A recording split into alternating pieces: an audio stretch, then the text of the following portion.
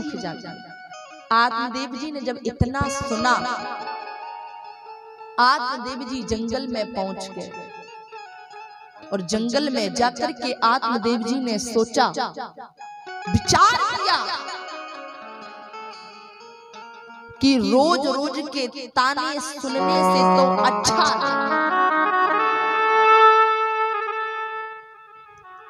क्या कहा, रोज रोज के ताने सुनने से तो अच्छा है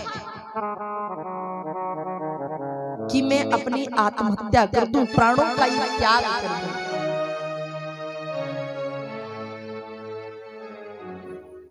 अब तो जैसे ही महाराज आत्मदेव जी प्राणों को त्यागने के लिए तैयार हुए, एक दूर से संत आ रहे थे, उनकी नजर पड़ी आत्मदेव के ऊपर। देखा माथे पर तिलक है, गले में जनेऊ है, सिर पर शिखा है, अरे कोई सनातनी है।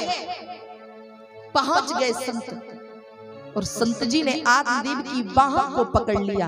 अरे आप मरना क्यों चाहते हो? क्या आपको पता नहीं है दुनिया में मरना सबसे बड़ा पाप है? क्यों प्राणों को त्यागना चाहते हो?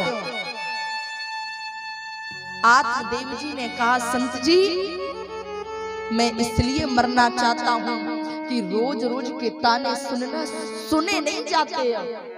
जीवन में बड़ी गिलानी है। क्या हुआ? संत ने पूछा, क्या हुआ? महाराज मेरी यहाँ कोई संतान नहीं है। और ये बात सही है कि घर का आंगन बेशक सोने से बना हुआ हो, क्या घर का आंगन की दीवारें सोने से बनी हुई हो, चंदन का दरवाजा लगा हो, घर में कितनी भी माया रखी हो, अगर उस आंगन में खेलने वाली कोई संतान नहीं है तो वो आंगन बेकार है।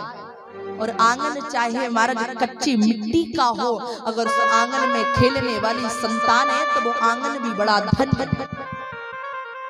महाराज मरना चाहता हूं। संत जी बहुत समझाए पर आत्मदेव जी समझने को तैयार नहीं है। आत्मदेव जी को वो कथा याद आ गई भगवान श्री राम की। अरे महाराजा दशरथ के यहाँ भी कोई संतान नहीं थी, जब संत ने कृपा की तो उनके यहाँ 4 बालक पैदा हुए। अब तो आत्मदेव जी ने महाराज संत जी के पैरों को पकड़ लिया, जैसे चरणों को पकड़ा, का महाराज मुझे संतान होने का वरदान दीजिए। संत जी ने कहा, आत्मदेव मैं भगवान नहीं हूं। क्या कहा? मैं भगवान नहीं हूं। आत्मदेव जी ने कहा मैं जानता हूं कि आप भगवान नहीं हो, लेकिन आप किसी भगवान से कम भी नहीं हो। क्यों? क्योंकि भगवान नारायण ने स्वयं कहा है, क्या? मोरे बचन चाहे पर जाए पीता, मोरे बचन चाहे पर जाए पीता, मोर बचन चाहे पर जाए फीका,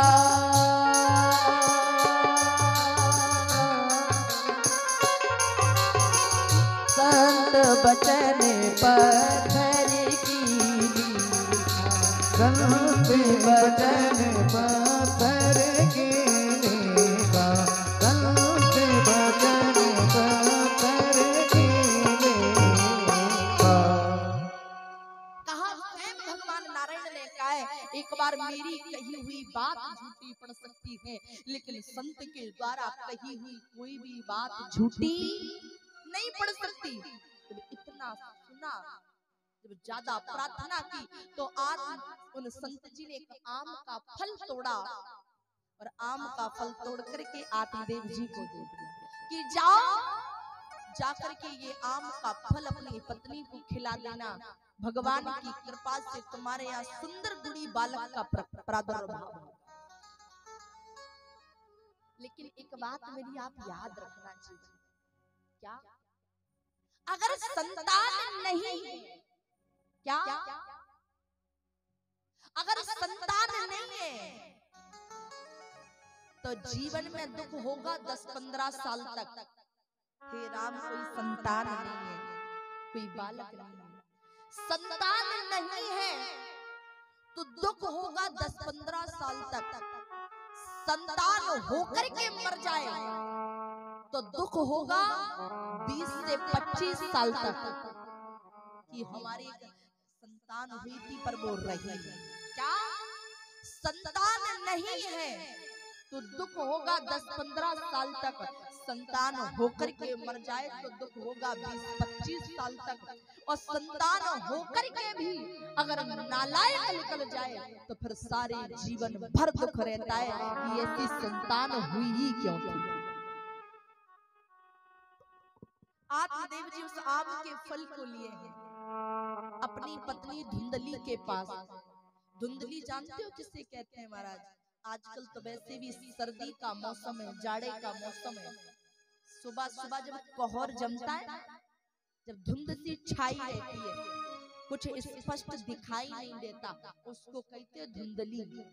इसलिए कहते हैं भैया अपने बालकों का नाम अच्छा रखा करो। धुंधली है महाराज। आत्मदेव जी ने अपनी पत्नी से कहा, सुनो ये आम का फल है, इसे ग्रहण कर लो, भगवान की कृपा से हमारे यहाँ सुंदर बालक का जन्म होगा।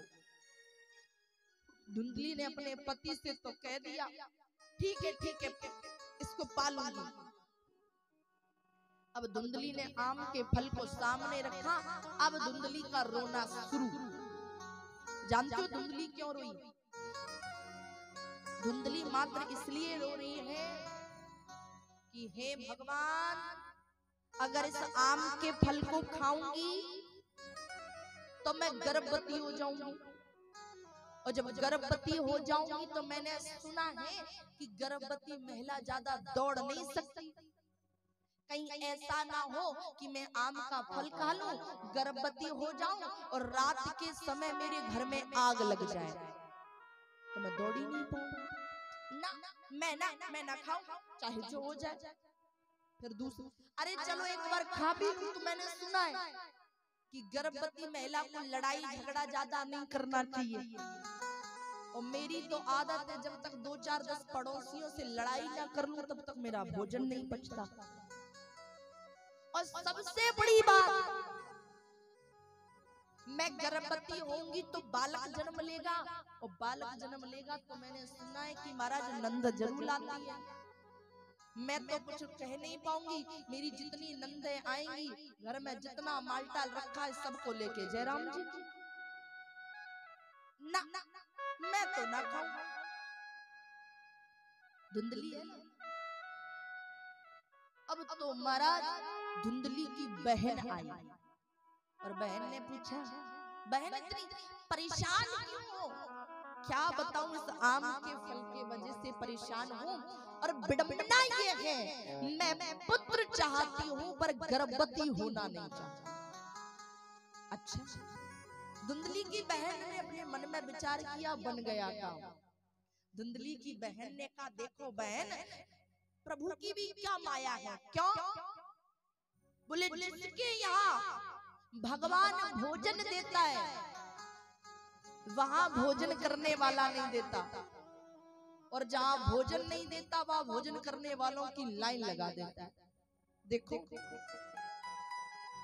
मैं इतनी गरीब हूँ, मेरे 6-7 बालक तो खेल रहे हैं और 8वां बालक मेरे गर्भ में।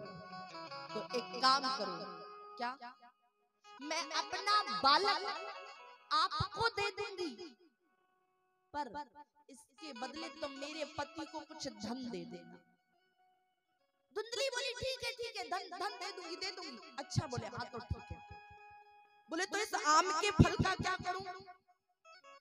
बोले इस आम के फल को अपनी गाय को खिला दो।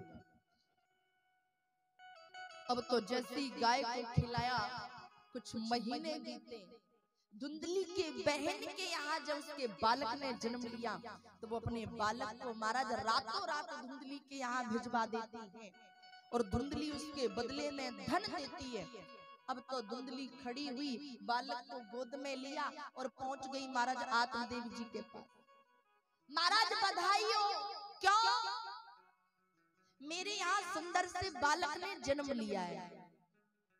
अब तो आत्मदेव जी बड़े खुश, पूरे गांव में महाराज बिलुआ दे दिया, पूरे गांव में मिठाई बंटवाई, आनंद मंगल गीत गाए जा रहे हैं। कुछ समय बाद आत्मदेव जी की गाय की, क्योंकि गाय ने आम का फल खाया था ना, तो आत्मदेव जी के गाय ने भी एक सुंदर से बालक को जन्म दिया है। अब तो जैसे ही गांव वालों ने सुना, गांव वाले दौड़ पड़े। गांव वाले कहते हैं देखो ये भगवान की कृपा है, देने वाला जब भी देता देता छप्पर फाड़ के। कहा तो इनके यहाँ भी बालक नहीं हो रहा था, कहा अब गाय को भी एक बालक हो गया।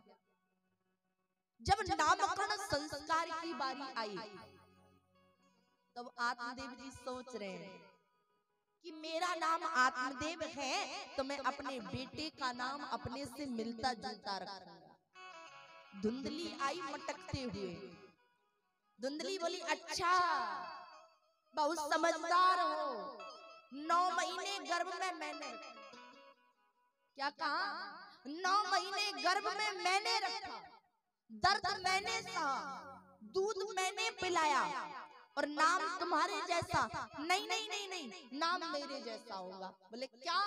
बोले मेरा नाम धुंधली तो मेरे बेटे का नाम धुंधकारी,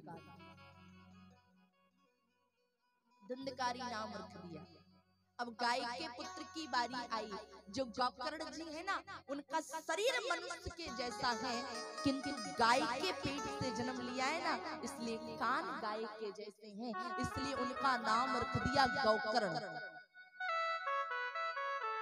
जो धीरे धीरे करके दोनों बालक बड़े हुए तो धुंधकारी महाखला, धुंधकारी बहुत खल है।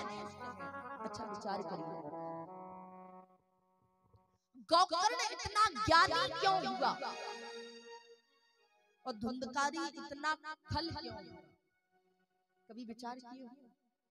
आपके गांव में तो बहुत भागवत जी की कथा होती है और ये बड़े सौभाग्य की बात है। निवेदन करना चाह रही थी, गोकर्ण ज्ञानी क्यों हुआ और धुंधकारी खल मूर्ख क्यों हुआ, दुष्ट क्यों हुआ? जबकि गोकर्ण और धुंधकारी दोनों एक ही छत के नीचे रहते हैं, एक ही भोजन करते हैं, एक ही मटके से पानी भी पीते हैं, पर एक ज्ञानी और दूसरा खल क्यों?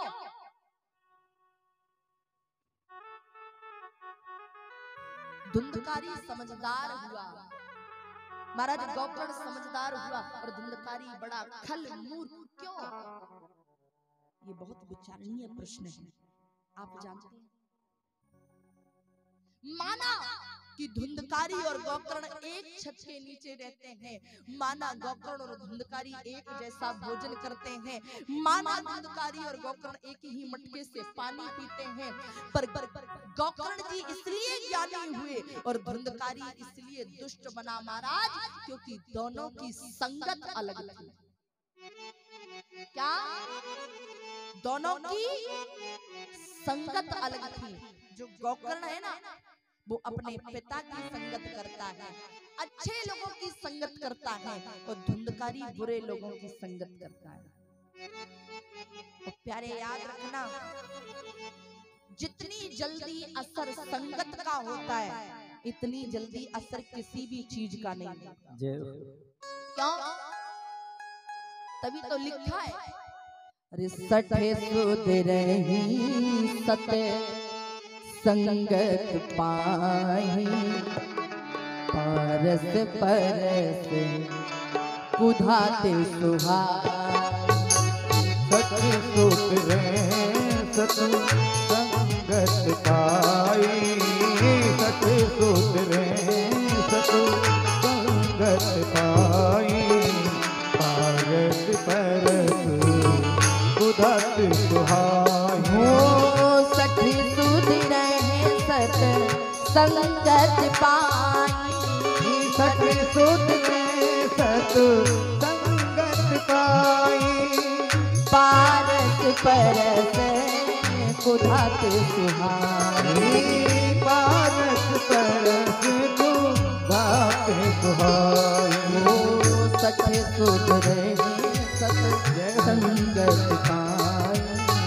कागज करते सुधत सुहाई, कागज करते सुधत सुहाई। सठ सुधरई सत संगत पाई। महाराज 60 व्यक्ति सुधर जाता है अच्छी संगत पाकर के। क्यों? पारस परस कुधा सुहाई। एक पारस मणि होती है, नाम सुने होंगे आप। महाराज पारस मणि से मात्र केवल लोहे को स्पर्श करा दिया जाए तो संगत का असर ये होता है महाराज कि वो लोहा सोना बन जाता है। पारस परस कुधात सुहाई, संगत का असर है। महाराज जानते हो जो धुंधकारी है बड़ा खल है, और ये करता क्या है? बोले मां नहीं, मात पिता नहीं देवा, और साधुन सन करवावई सेवा। इतना अत्याचारी है। जिस घर में तुलसी जी की पूजा हुआ करती थी वहां पर महाराज मांस के टुकड़े डले हुए, अत्यंत दुराचारी है। अब तो एक दिन आत्मदेव जी कुन्ने में बैठे हैं और आत्मदेव जी सोच रहे हैं कि ऐसे जीवन से, ऐसी संतान से तो संतान ना होना बहुत अच्छी है। आत्मदेव जी ने कहा मर जाना ठीक है। गोकर्ण जी आए, गोकर्ण जी ने आत्मदेव जी का हाथ पकड़ा और कहा पिताजी जब आपके यहाँ संतान नहीं थी आप तब भी मरने जा रहे थे, आज संतान है आप तब भी मरने जा रहे हैं, क्यों? आत्मदेव जी ने कहा गोकर्ण करूं क्या? आत्मदेव जी ने कहा काम करिए, इस घर को छोड़ करके आप किसी जंगल में जाकर के, किसी तीर्थ में जाकर के भगवान का भजन करिए। आत्मदेव जी निकल गए भगवान के भजन के लिए। जैसे ही आत्मदेव जी निकले पीछे से गोकर्ण जी भी निकल गए 4 धाम यात्रा के लिए। अब घर में केवल माँ बेटे का राज्य है, धुंधकारी के खर्चे बहुत हैं। तो भैया अपने जो बड़े बुजुर्ग हैं वो एक कहावत कहते हैं और वो कहावत बिल्कुल सही है। कहावत क्या है? आमद कम और खर्चा ज्यादा तो मिट जाने के लक्षण हैं। भैया कमाने वाला एक हो और खर्च करने वाले 10 हो तो बताना क्या वो परिवार ज्यादा दिन तक चल पाएगा? मिट जाओगे। आमद कम और खर्चा ज्यादा तो मिट जाने के लक्षण हैं, और कुव्वत कम और गुस्सा ज्यादा तो पिट जाने के लक्षण। महाराज ताकत है नहीं और आप करेरा में सहायता केंद्र पे जाके किसी से दादागिरी करना और हुआ बिल्कुल ऐसे किसी से कहना ये वो, महाराज की 2 देगा गाल में 3 दिन तक खटिया से नहीं उठ पाओगे।